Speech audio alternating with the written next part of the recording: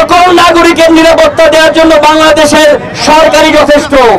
দিল্লির কোন মায়া কান্নার দরকার নাই। এই বাংলাদেশে আর কখনো শেখ হাসিনার মতো কোন দাস তৈরি হবে না যারা বাংলাদেশকে ভারতের চাকরে পরিণত করবে।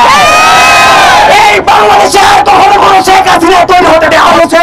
সম্প্রীতি আগে যেমন বজায় ছিল, এখন আরো তার চাইতে বেশি বন্ধন সুদৃঢ় হয়েছে। কেউ যেন আমাদের দিকে রক্তচক্ষু দিয়ে না তাকায়। আমাদের বিপ্লব কিভাবে রক্ষা করতে হয় আবু সাইদ আমাদের দেখিয়ে দিয়েছে।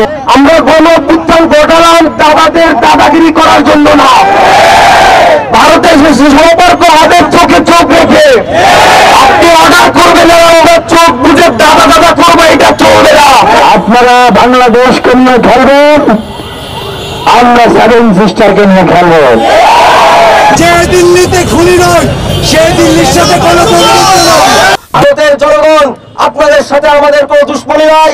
বাংলাদেশের মানুষ শান্তিপ্রিয়, কিন্তু আপনাদের সরকার যদি বারবার এভাবে আমাদের উপর সাম্রাজ্যবাদী নীতি চাপিয়ে দেয়, যদি আমাদের ভাই আফগানকে খুন করা হয়, যদি আমাদের বোন ফেলানি কারাগারে ঝুলে থাকে, তাহলে বাংলাদেশের মানুষ বাধ্য হবে সাম্রাজ্যবাদ বিরোধী লড়াইকে